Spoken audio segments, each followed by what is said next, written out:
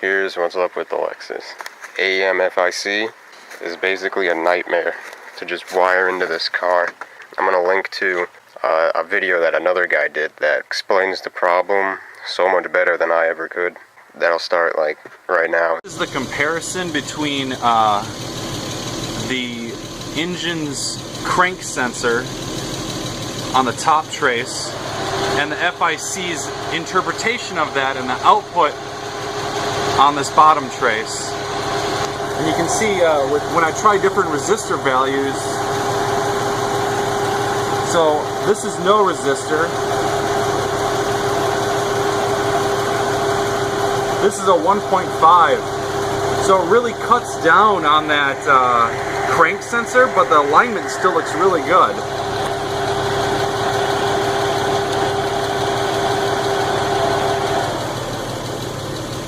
There's no, and the engine is misfiring, so let's try the cam. That is the camshaft. The top trace is the signal coming out of the engine, out of the cam signal. And below is the FIC's interpretation of it. Now right now there's no resistor bridging this input signal, filtering this signal. And look at the alignment on that. It's shifting in and out of phase, basically with what is reality. So when I put a resistor on it, we'll start with a 3.3K ohm.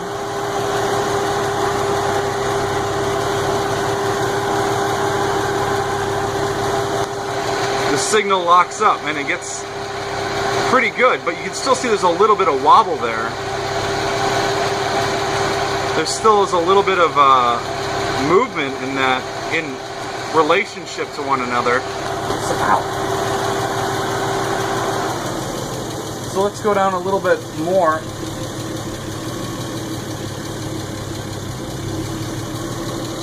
This is a 1.5K.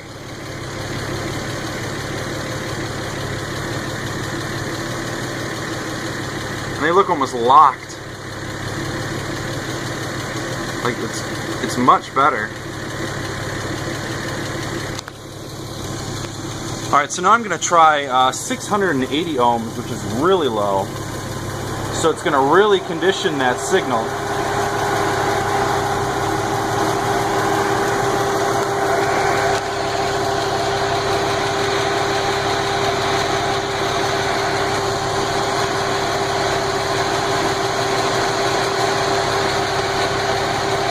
That looks pretty good.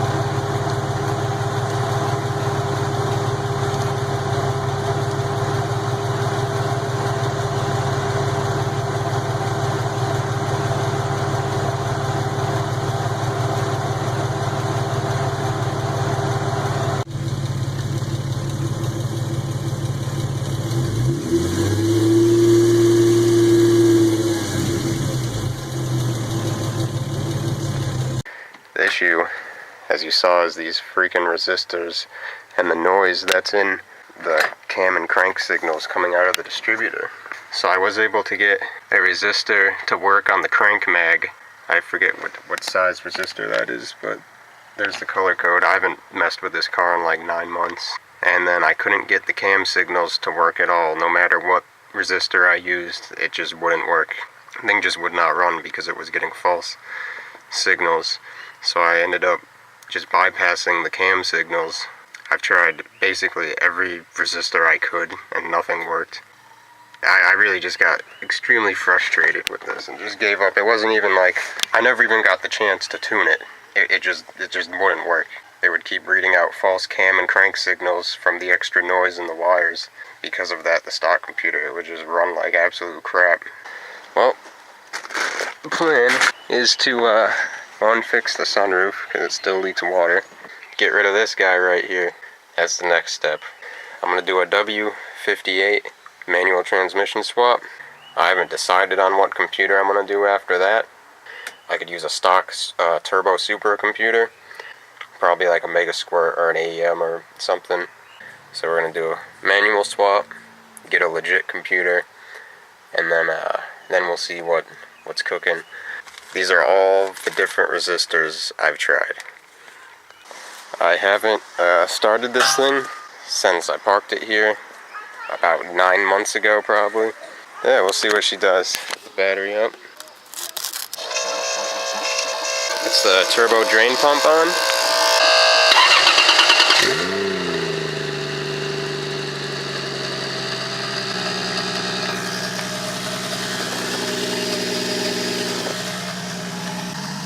Fired up just like that.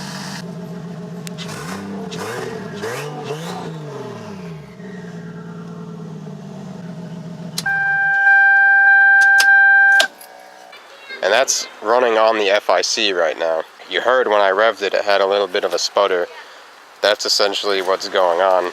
I found a resistor that did work good enough for the crank signal for it to at least run. What it would do is like, it would just get these weird misfires out of boost, and then once it went into boost, it wouldn't misfire. But because I don't have the cam signals going through the FIC, it uses the cam signals as a delay to essentially retard the ignition timing. So I had fuel control, but I didn't have ignition control. So I couldn't really turn the boost up over 4 safely. And it still has an out of boost misfire. So that means my resistor that I have on the crank isn't 100%. It's just good enough. I've completely had it with the FIC. That thing is going. Yeah, we'll get it 5-speed swapped, eliminate the FIC, go with a way more legit computer.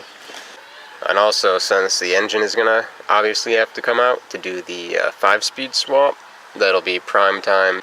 Like, we're gonna get rid of the distributor system, switch over to the VVTi wasted spark coil pack system, and also the over the valve cover intake manifold.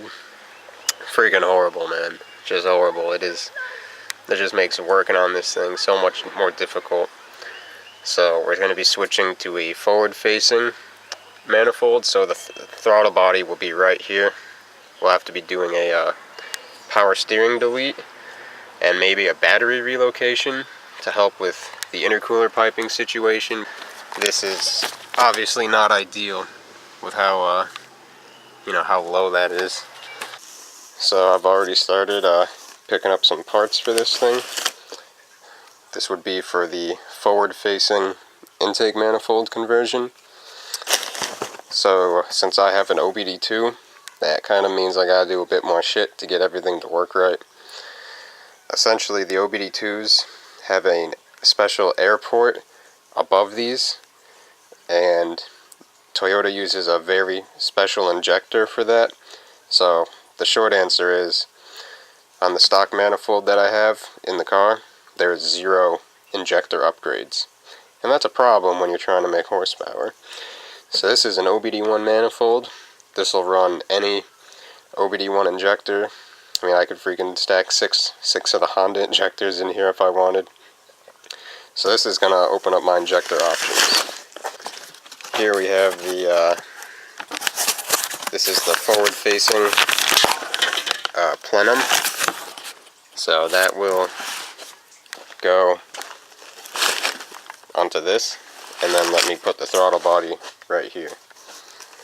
So that sorts out my fuel injector problem, plus the getting the throttle body placement in a good spot.